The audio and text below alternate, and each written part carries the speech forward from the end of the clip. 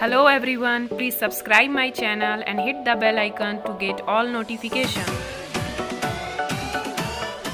Hello everyone, आज हम लोग क्लास 8 साइंस के चैप्टर फर्स्ट को डिस्कस कर रहे हैं जो कि है क्रॉप प्रोडक्शन एंड मैनेजमेंट। मैंने इस पे 2 वीडियो और बनाई हैं जिसमें मैंने अभी इस पिछले वाली वीडियो में मैंने फर्टिलाइज़र और मैन्योर के बारे में डिस्कस किया था, उसी का ये आगे का पार्ट है जिसको हम देखते हैं।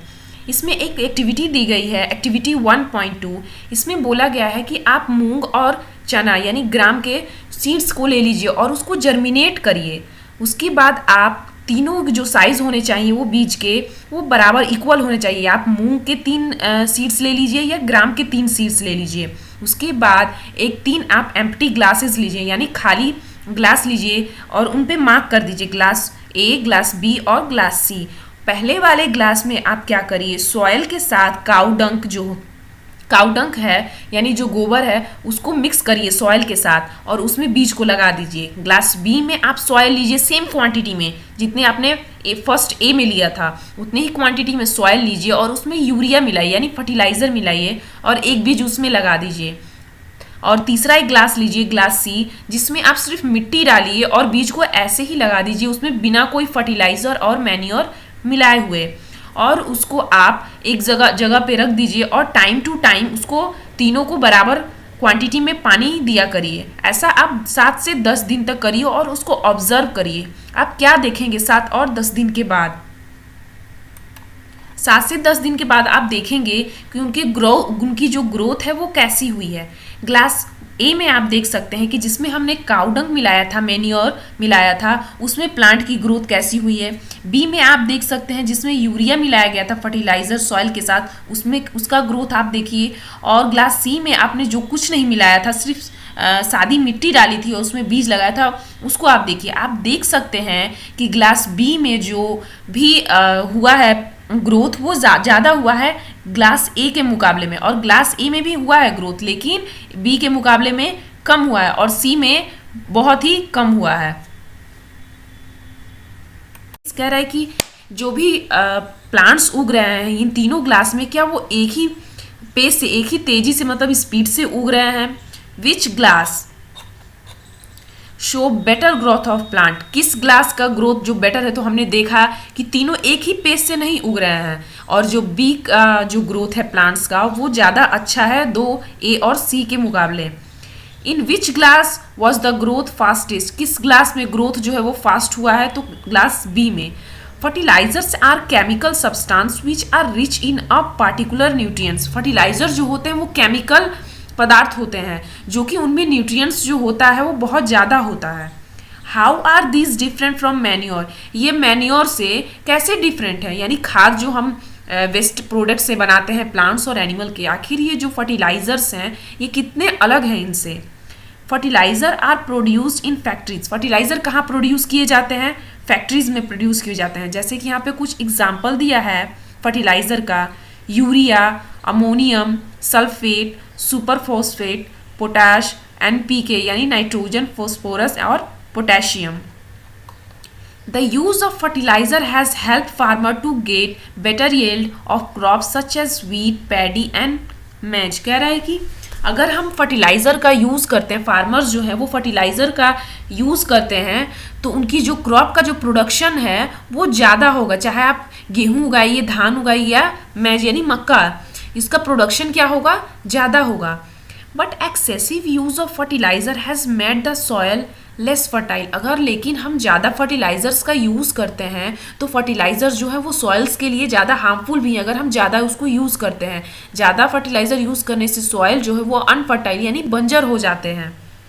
Fertilisers have also become a source of water pollution, fertiliser से वाटर पोल्यूशन भी होता है। Therefore in order to maintain the fertility of the soil we have to substitute fertilizer by organic manure or leave the field uncultivated in between 2 crops। हमें जो मिट्टी की जो fertility है उसको बचाने के लिए क्या करना चाहिए, तो फर्टिलाइज़र का कम उपयोग करना चाहिए और मैन्योर का ज़्यादा उपयोग करना चाहिए, जिसकी वजह से सॉइल की फर्टिलिटी जो है वो बरकरार रहे। और दो फसलों के बीच में अगर हम फसल लगाते हैं तो दो फसल, जैसे हमने धान उगाया तो उसके बाद कुछ हमें गैप देना चाहिए, कुछ टाइम पीरियड तक उस फील्ड को छोड़ना चाहिए ताकि उसकी फर्टिलिटी जो है वो बरकरार रहे। हमें टू क्रॉप्स के बीच में टाइम देना चाहिए।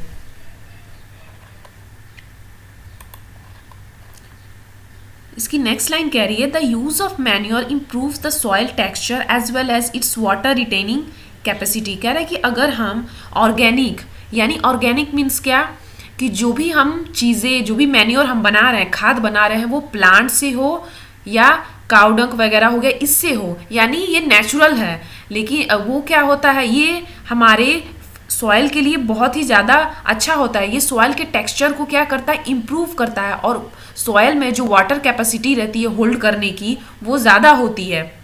इसकी वजह से जो सॉइल है वो अपने अंदर पानी को ज़्यादा देर तक क्या करेगा, होल्ड करके रखेगा। It replenishes the soil with all nutrients. Manure से क्या होता है, मिट्टी को जो कुछ भी न्यूट्रिएंट्स चाहिए वो मैन्योर क्या करता है, उसको देता है। Another method of replenishing the soil with nutrients is through crop rotation.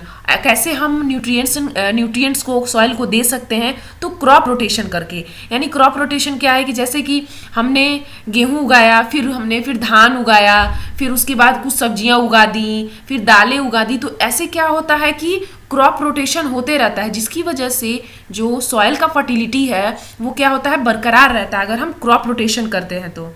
This can be done by growing different crops alternately. ये क्या होता है, रोटेशन, यानी हम अलग अलग तरीके के क्रॉप उगाएं। Earlier farmers in northern India use to grow,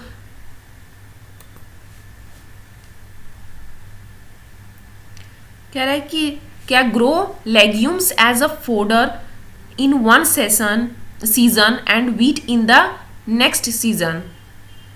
कह रहा है कि जो नॉर्थन इंडिया के जो लोग थे, नॉर्थ इंडिया के, वो क्या कैसे उगाते थे फसलें, तो पहले वो लेग्यूम्स उगाते थे, यानी फलीदार जो पौधे होते थे फल देने वाले, उनको उगाते थे एक सीजन में, और दूसरी सीजन में क्या उगाते थे, व्हीट उगाते थे।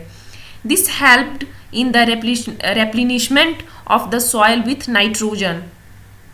इससे क्या होता था, मिट्टी में नाइट्रोजन का क्या होता था, पूरण जो होता था, यानी इसकी पूर्ति होती थी। जैसे अगर ये लोग पहले क्या फलीदार पौधे उगाते थे, उसके बाद से फिर वीट उगाते थे, तो इससे जो सॉइल में नाइट्रोजन की जो पूर्ति होनी थी वो हो जाती थी। Farmers are beings encourage to adopt this practice.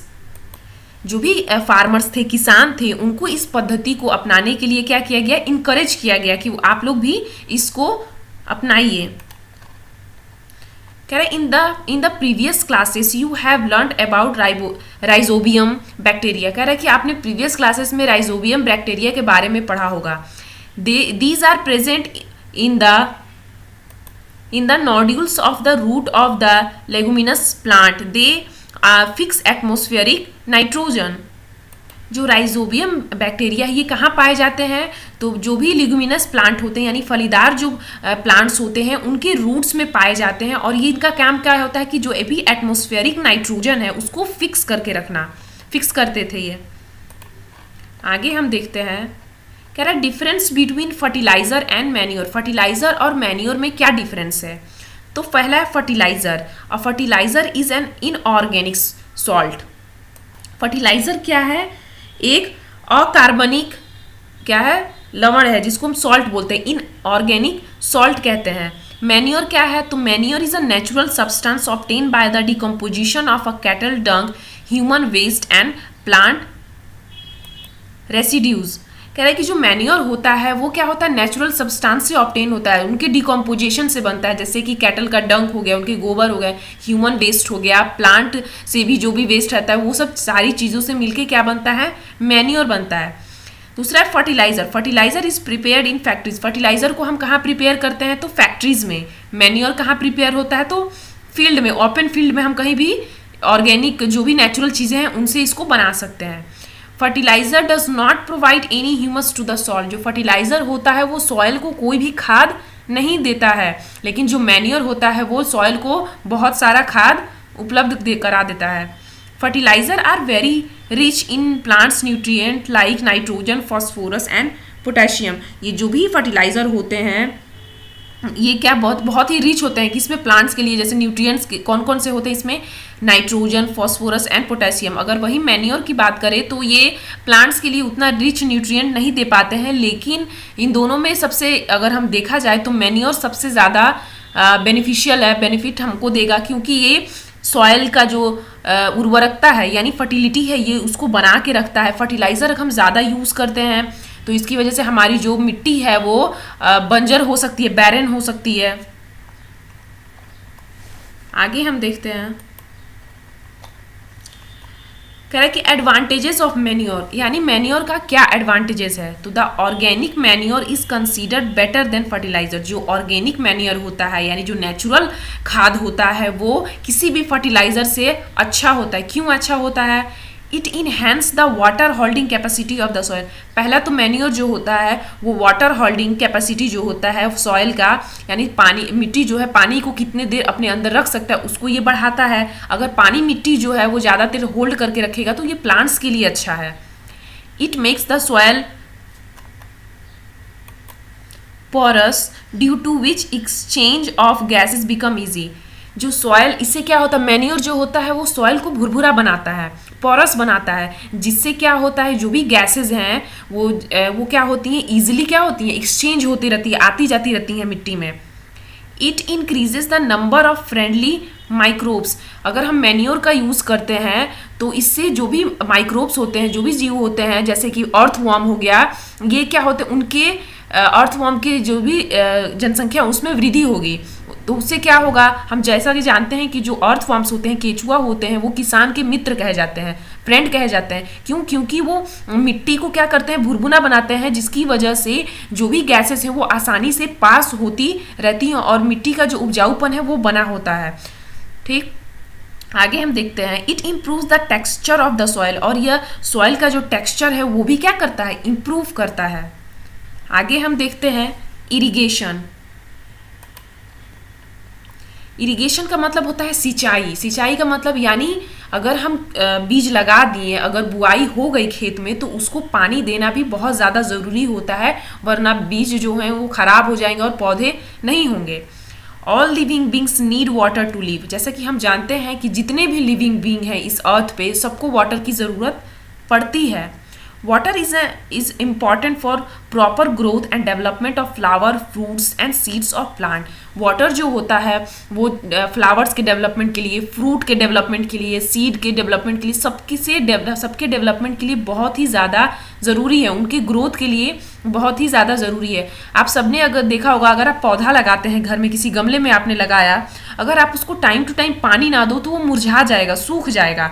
तो इसीलिए किसी भी जो भी लिविंग थिंग है उनको जिंदा रहने के लिए वाटर की बहुत ज़्यादा ज़रूरत है। Water is absorb by the plants root. और वाटर जो है प्लांट्स तक कैसे पहुंचता है, तो उनके रूट्स के हेल्प से पहुंचता है। Along with water minerals and fertiliser also absorb. पानी के साथ साथ मिट्टी से मिनरल और जो भी फर्टिलाइजर होते हैं वो भी प्लांट्स के द्वारा अब्जॉर्ब किए जाते हैं पानी के साथ। Plants contain nearly 90% water. कह रहा है कि प्लांट्स में लगभग 90% वाटर होता है। Water is essential because germination of seed does not take place under dry condition. Water इसलिए ज़्यादा ज़रूरी है क्योंकि अगर वाटर नहीं होगा तो कोई भी सीड जो बीज है वो जर्मिनेट नहीं हो पाएगा, यानी उसमें वो उग नहीं पाएगा। अगर आप घर में देखे होंगे चना होगा, आप उसको कितना भी छोड़ दीजिए सूखा ड्राई प्लेस पे, उसमें कुछ नहीं होगा, वह वैसा ही रह जाएगा। लेकिन अगर आप उसको पानी में भिगोते हैं, उसके बाद अगर आप उसको गीले कपड़े में रखते हैं तो वो क्या होगा, पानी की नमी से उसमें जर्मिनेशन प्रोसेस शुरू हो जाता है। Nutrition dissolve in water get transported each part of the plant. कह रहा है कि वाटर में जितने भी न्यूट्रिशन होते हैं वो क्या होते हैं, हर प्लांट्स के हर एक पार्ट में पहुंच जाते हैं। Water also protect the crop from both Frost and hot air currents.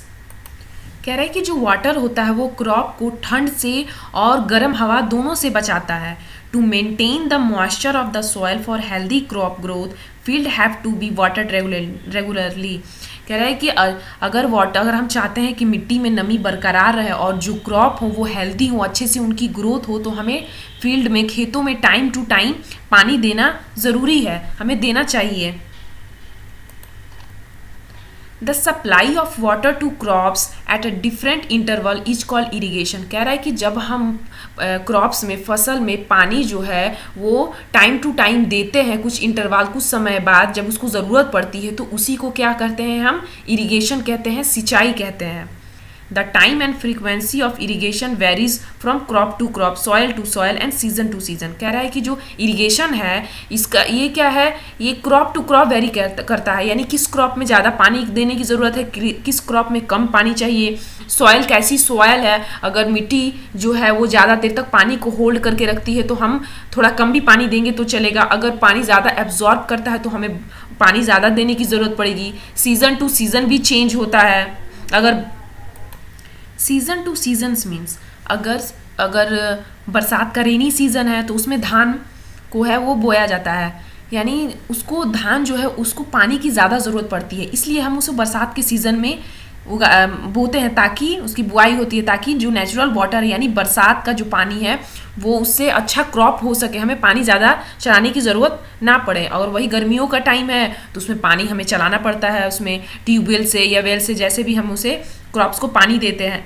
In summer the frequency of water is higher. कह रहा है कि समर में वाटर की फ्रीक्वेंसी हायर होती है, क्योंकि पौधों को गर्मी की वजह से जो पानी है वो जल्दी जल्दी सूख जाता है और उसकी वजह से हमें पानी बहुत ज़्यादा खेतों में चलाना पड़ता है। Why it is so? Could it due to the increase rate of evaporation of water from the soil and the leaves. ऐसा कह रहा है कि ऐसा इसलिए होता है कि हम पानी गर्मियों में ज़्यादा इसलिए चलाते हैं ताकि जो गर्मियों में जो भी पानी है वो मिट्टी से या पौधों से एवापोरेट जल्दी हो जाता है। तो हाँ, ये रीज़न हो सकता है। भोजो कह रहा है I am very careful this year but about watering the plants. Bhojo कह रहा है कि इस साल मैं पौधों को पानी देने के मामले में बहुत ज़्यादा केयरफुल हूँ। Last summer my plants dried up and died. कह रहा है कि पिछली गर्मियों में मेरे जो जितने भी प्लांट्स मैंने लगाए थे वो सारे सूख गए थे और मर गए थे। Sources of irrigation. तो आज के वीडियो में हम यहीं तक डिस्कस करते हैं, बाकी का जो पार्ट है वो हम लोग नेक्स्ट वीडियो में देखेंगे। आई होप आप सबको यहाँ तक का वीडियो समझ में आया होगा। अगर आपको ये वीडियो अच्छी लगी है तो प्लीज़ मेरे चैनल को सब्सक्राइब करिएगा, इस वीडियो को लाइक करिएगा और अपने फ्रेंड्स के साथ शेयर करिएगा। Thank you.